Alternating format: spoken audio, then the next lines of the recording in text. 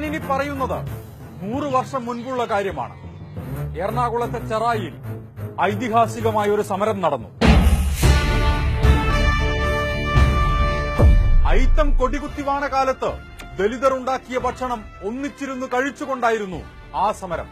സമരത്തിന് നേതൃത്വം നൽകിയ ശ്രീനാരായണ ഗുരുവിന്റെ ശിഷ്യനായ സഹോദരൻ അയ്യപ്പനെ പുലയൻ അയ്യപ്പൻ എന്ന് വിളിച്ച് സമൂഹം ഇതിന് മറുപടി നൽകി. പള്ളിപ്പുറത്ത് കോരശ്ശേരി വീട്ടിൽ അയ്യരു എന്ന പുലയൻ താനുണ്ടാക്കിയ മെഴുക്കുപുരട്ടിയും കടലയും ചക്കക്കുരുവും ചോറും വിളമ്പി. പല ജാതിയിൽപ്പെട്ടവർ ഒന്നിച്ചിരുന്നു കഴിച്ചു.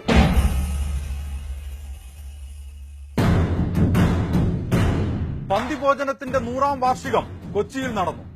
ആർക്കും ആരുടെ കൂടെയും ഇരുന്നു കഴിക്കാൻ കഴിയുന്ന പുതിയ കാലത്ത് കേരള മുഖ്യമന്ത്രി പിണറായി വിജയൻ എല്ലാവരുടെയും കൂടെ ഇരുന്ന് ഉണ്ടു.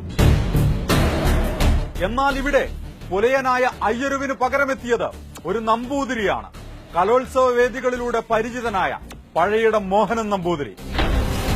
അതെ, പഴയിടത്തു തന്നെ നിൽക്കുകയാണ് നമ്മൾ. പഴയിടത്തേക്ക് തിരിച്ചു പോകാനുള്ള ഉത്തരവുകളാണ് പുറത്തിറങ്ങിക്കൊണ്ടിരിക്കുന്നത്. അതുകൊണ്ടാണ് ഭക്ഷണം കഴിച്ചും ഭക്ഷണം വിളമ്പിയും ഇക്കാലത്തും മനുഷ്യർക്ക് സമരം ചെയ്യേണ്ടി വരുന്നത്. വീട്ടിൽ ബീഫ് സൂക്ഷിച്ചിരിക്കുന്നുവെന്ന് സമീപത്തെ ക്ഷേത്രത്തിൽ നിന്ന് അനൗൺസ്മെന്റ് നടത്തി. അഖിലാഖിനെ തല്ലിക്കൊന്നു. ഇത് കേട്ട് രാജ്യം ഞെട്ടി. പ്രതികളിലൊരാൾ അസുഖം വന്ന് ജയിലിൽ കിടന്ന് മരിച്ചപ്പോൾ ദേശീയ പതാക പുതപ്പിച്ച് ആ ക്രിമിനലിനെ ആദരിച്ചു. 100 വർഷം മുൻപില്ലാത്തതിനേക്കാൾ ഭയാനകമാണ് ഇന്നത്തെ അവസ്ഥ. ഇഷ്ടമുള്ള ഭക്ഷണം കഴിച്ചാൽ വധശിക്ഷ ഏറ്റുവാങ്ങേണ്ടി വരുന്ന ഗതികെട്ട കാലം. ബ്രഹ്മാവ് മൃഗങ്ങളെ സൃഷ്ടിച്ചത് മനുഷ്യന് വേണ്ടിയാണ്. ഭക്ഷിക്കാവുന്ന ഏത് മൃഗങ്ങളുടെയും മാംസം മനുഷ്യന് ഭക്ഷിക്കാവുന്നതാണ്. പശു, കുതിര, കാളക്കുട്ടി, പോത്ത് എന്നിവയെ ഇന്ദ്രൻ ഭക്ഷിച്ചിരുന്നു. സമ്പൂർണ്ണ കൃതികൾ 536. പൌരാണിക കാലങ്ങളിൽ പശുവിറച്ചി കഴിക്കാത്തവരെ ഉത്തമ ഹിന്ദുക്കളായി കണക്കാക്കിയിരുന്നില്ല.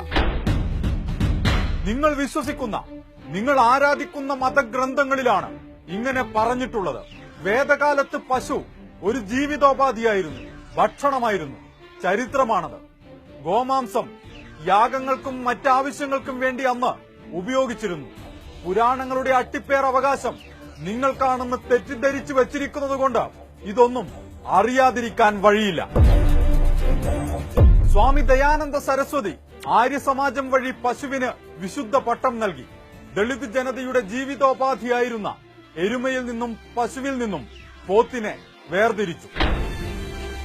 ഉത്തരേന്ത്യയിലെ മനുഷ്യരുടെ, മുസ്ലിങ്ങളുടെ പ്രധാന വരുമാന മാർഗങ്ങളാണ് തോൽക്കച്ചവടവും അറവും.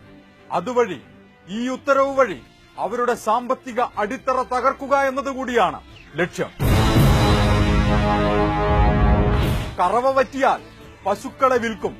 അതാണ് കർഷകരുടെ പ്രധാന വരുമാന മാർഗങ്ങളിൽ ഒന്ന്. ഇനി അത് നടക്കില്ല. കറവ പറ്റിയ പശുക്കളെ കർഷകർ പോറ്റണമെന്നാണ് സർക്കാർ പറയുന്നത്. ഒരു നേരത്തെ ഭക്ഷണം പോലും നേരാംവണ്ണം കഴിക്കാൻ കഴിയാത്ത രാജ്യത്തെ കർഷകർക്ക് അതിന് കഴിയില്ല. പശുപ്രേമം മൂത്ത് നിങ്ങൾ അടിവേരറുക്കുന്നത് രാജ്യത്തെ കർഷകരുടെ ജീവിതം തന്നെയാണ്. ആരാണ് കർഷകർ എന്നറിയാമോ? നമുക്ക് വേണ്ട ഭക്ഷണം തരുന്നവർ, അതിനുവേണ്ടി വെയിലും മഴയും കൊള്ളുന്നവർ. ഗതിയില്ലാതെ ആത്മഹത്യ ചെയ്യാൻ ക്യൂവിൽ നിൽക്കുന്ന ഇന്ത്യൻ കർഷകന്റെ അവസാനത്തെ കച്ചിത്തുരുമ്പിലാണ് നിങ്ങൾ തീ കൊടുത്തിരിക്കുന്നത്.